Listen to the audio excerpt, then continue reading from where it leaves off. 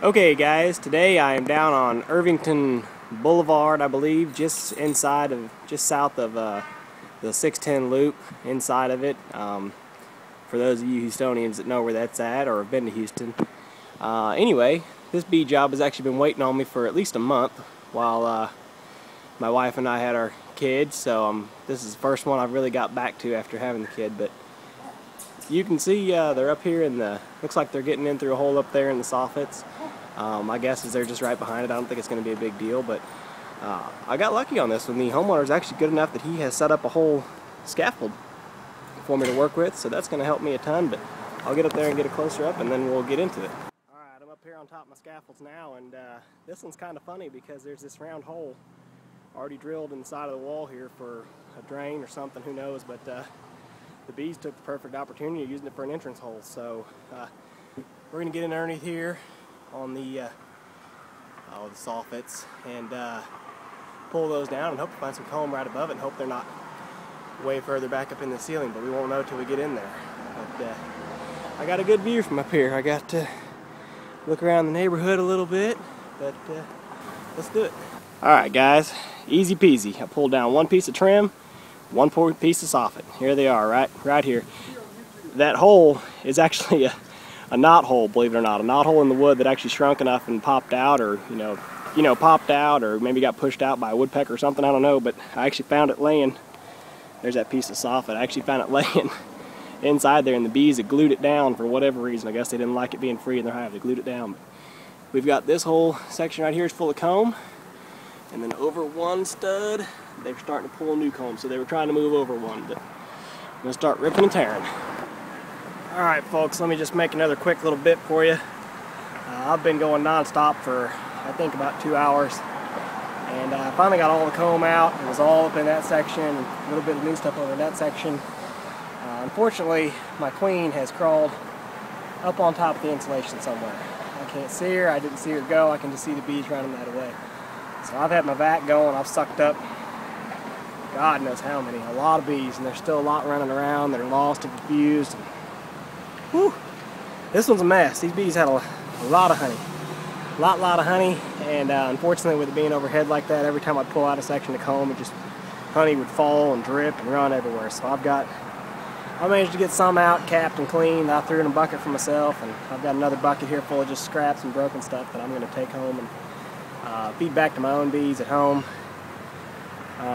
But for right now, I've got to kind of change out a few things and set up to try to find this queen. So I'm going to set up some lights and change out for some dry gloves, and shoot, I wish I had another bee suit so I could change out for a fresh bee suit too. But let me get back to cleaning things up here. Well, here we are guys. It's well after dark. I ended up having to go inside and go through the ceiling. The queen crawled up on top of the insulation, like I said, up inside the roof, and I was trying to pull out insulation to get to her. It actually got to where I could actually see comb built further up inside the studs, and I couldn't get to her from the outside. So I came inside and opened up the ceiling, and there was a huge cluster of bees up in there, just as many as I had outside, and started vacuuming on those and finally got that comb cleaned off, and lo and behold, my queen catcher busted on me because it's cheap and flimsy, so I ended up having to vacuum the queen. But I did see her, and I made sure I sucked her up, so everything should be good to go. We're just going to clean up now. Well, there you have it folks. You can just see that little bit of light coming through from the inside where I had to open it up. But boy, this one was a booger. It wouldn't have been so bad. I thought it was going to be easy with the combs right up underneath the eave like that. But that was definitely a surprise twist on things. That queen crawled up in there. I thought she crawled up in there to hide, but it turned out they actually had more comb built up inside there, and I had to get all the way down to the very last bit of it. She was behind the very last chunk of honeycomb. And as soon as I pulled it off, I saw her go running, and like I said, my queen catcher was busted, so I just sucked her up. I don't like doing that for fear of hurting them, but I didn't really have much choice at that time. So anyway, I've got them in the truck now, and I'm gonna get them home and shake them back into that hive. I guess I don't really have an option on what to do with the queen. I'll just shake them in and hope she stays. So that's it for now. Well, there you have it. This is the evening after I did the extraction last night. I didn't get a chance to make any video of it last night. I was in a hurry and it was dark, so you wouldn't see anything anyway. But you can see my cage still there, my vac box. I just left everything out here last night. Of course, it rained today, so hopefully nothing got ruined, but I don't think it did. Anyway, I got them home last night, and the queen wasn't caged, but I don't think she left because the bees look pretty doggone active. But yeah, when I got them home, I didn't really have a choice. I just set the box on the ground there. I set them up against the weeds, just like I did with this one, just to kind of block the entrance. And then I just dumped them in, and there's a lot of bees there. There's a lot of bees. I need to get a super on that hive for sure.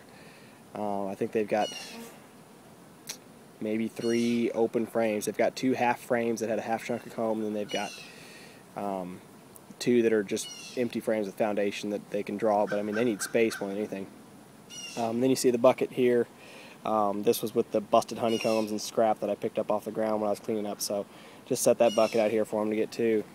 It doesn't look like there's too much water in the bottom of it, and the bees, they're all down in there. They're cleaning it up, so they're happy to have that extra honey.